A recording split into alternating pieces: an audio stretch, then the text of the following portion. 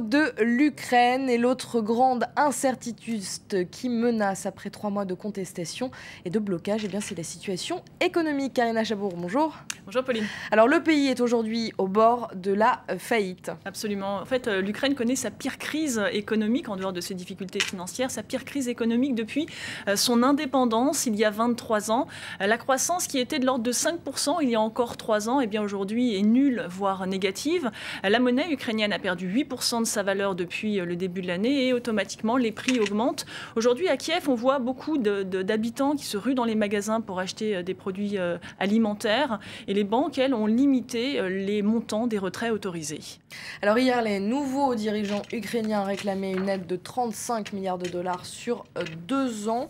L'allié russe a gelé ses aides, mais qui va payer? Alors ce ne sera pas l'Europe qui n'a pas les moyens de payer une telle somme. Vous savez que l'Europe est déjà engagée ailleurs dans la zone euro, notamment en Grèce, au Portugal ou encore à Chypre. Et puis elle a des restrictions budgétaires qui l'empêchent de pouvoir s'endetter davantage. Donc si aide il y a, ce sera forcément sous l'égide du Fonds monétaire international, dans le cadre d'une conférence internationale des donateurs qui verrait d'autres alliés, comme par exemple les États-Unis. D'ailleurs, le secrétaire américain au Trésor en a défini la méthode.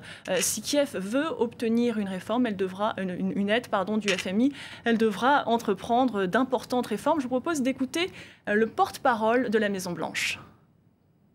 Les États-Unis, de concert avec leurs partenaires dans le monde entier, sont prêts à soutenir l'Ukraine si elle entreprend les réformes nécessaires pour revenir à la stabilité économique.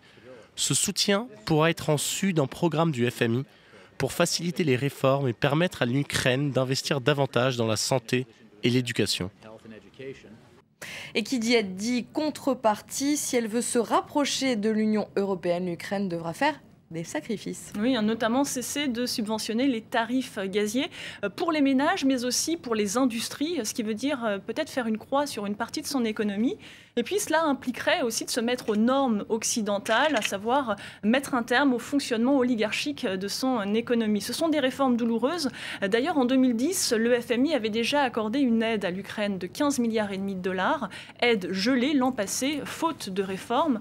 Alors si cette fois-ci l'Ukraine parvient à un nouvel accord avec le FMI, ça lui permettrait d'obtenir une aide supplémentaire complémentaire de l'ordre de 2 à 3 milliards d'euros de la part de l'Union européenne, mais surtout cela lui ouvrira les portes d'autres organismes internationaux comme la Banque mondiale ou encore la Banque européenne d'investissement.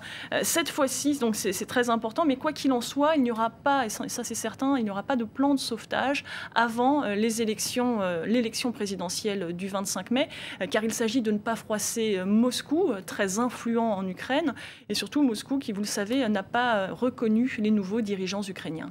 Justement, la Russie est trop influente dans le pays pour être négligée, c'est pas possible. Absolument, elle dispose de nombreux leviers de pression, à commencer par le levier énergétique. 80% des besoins énergétiques ukrainiens proviennent de Russie, mais également le levier commercial, car la Russie est le premier partenaire commercial de l'Ukraine, c'est son premier client.